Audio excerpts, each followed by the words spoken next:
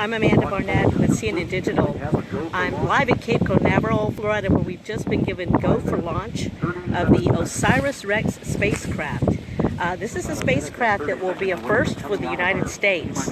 It will go to the asteroid Bennu and take a sample and bring the sample back to Earth. It's the first time the U.S. has participated in an asteroid sample mission.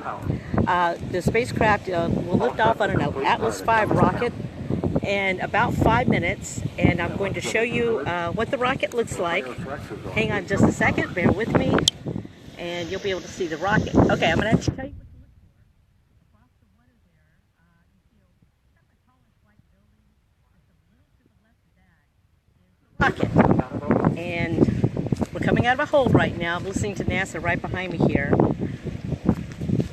And if you can see it over there, I think the white building you see to your right there is just to the right of the launch pad. And in just a couple of minutes, you're going to see the rocket, the Atlas V, blast off the launch pad and head out on its way to asteroid Bennu. Why Bennu? Well, Bennu is close enough that NASA can get out there in the time frame that it wants to, but it's also what's called a potentially hazardous asteroid, which means that one day there's a chance, 1 in 2,500, that it could threaten it. That's not going to happen anytime soon. It would be in the 22nd century.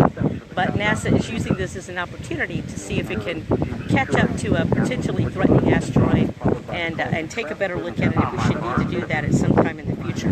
Here's how it's going to work. The rocket's going to take off. It's going to travel for a couple years and catch up to Bennu. Then it's going to study it. It's going to map it and figure out the best place to get really close. It's not going to land. It's going to extend a robot arm. This is an 11-foot robot arm. Just briefly touch for about 5 seconds, touch the asteroid, shoot out a blast of nitrogen gas. That'll kick up some dust and rocks, and they've got a special arm that will grab that dust. It'll stow it, and then the asteroid the spacecraft's going to hang out for a little while longer, and then when the timing is right for it, it'll turn around and the spaceship will head back to Earth. It's not going to land on Earth, though. It's going to drop that sample over Utah, and it will parachute down to Earth, and then the spacecraft's going to continue on, and it's going to go into orbit around the sun. It might actually get repurposed. We're not really sure yet exactly what all is going to happen to it. So anyway, we're live at Cape Canaveral. We are waiting for liftoff of the OSIRIS-REx mission in about 5 minutes. It might be a little hard to see what's going on right now, but once that rocket takes off, you're going to have a pretty good view of it right across the river there. You should be able to see it, and I'm looking at you guys. Some of you are responding to me now, so if you have questions, be sure to send them. I see some of you saying the signal is horrible. I appreciate that, but not a lot of options out where we're at right now. No Wi-Fi. So this is all going out over cellular, so bear with me.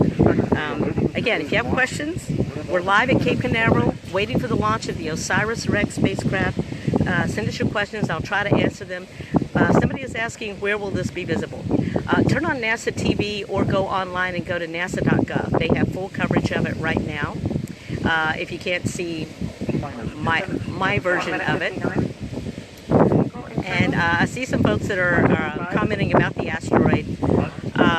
This particular asteroid, hang on a second, I got you guys a little bit of data about it. This is a roundish space rock. It's dark. It's about 1,600 feet in diameter, so it's a pretty good size.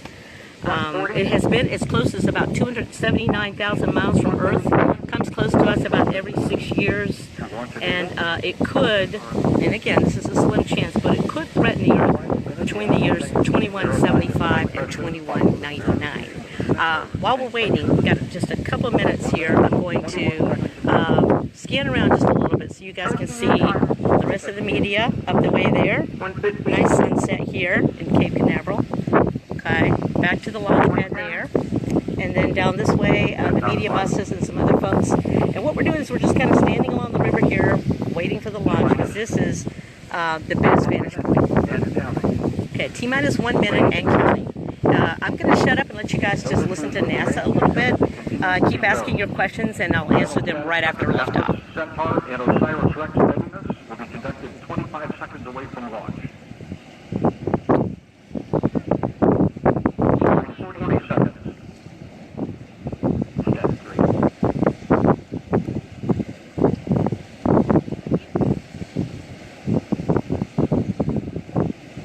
28,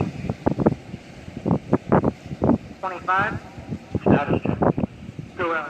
Go, Centaur. Go, OSIRIS-REx. Everyone is go. Standing by for launch. After liftoff, you'll hear the voice of United Launch Alliance's Marty Malinowski providing launch vehicle asset data. 10 seconds. 9, 8, 7, 6, 5, 4, 3, 2, 1. And liftoff of OSIRIS-REx. Its 7-year mission to boldly go to the asteroid belt and back.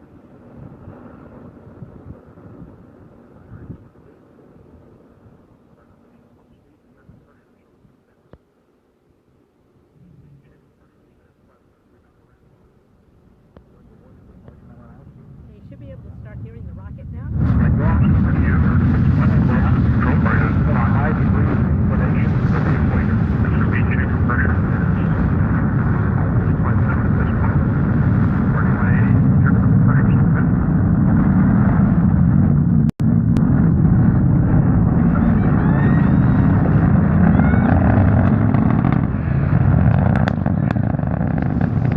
And there she goes.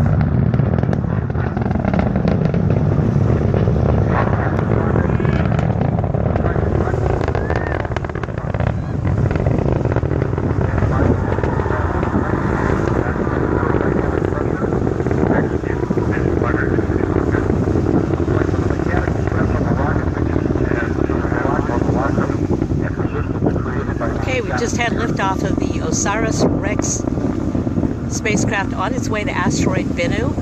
We're here live at Cape Canaveral, Florida. And if you have any questions for us, ask them. Okay, I see some of you can hear that.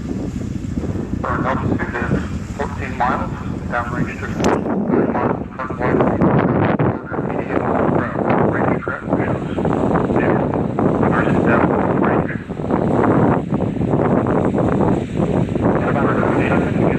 Just see a little bit of fire up there in the sky.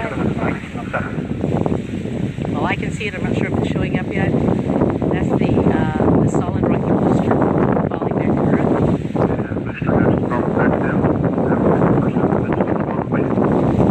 Okay, it's underway.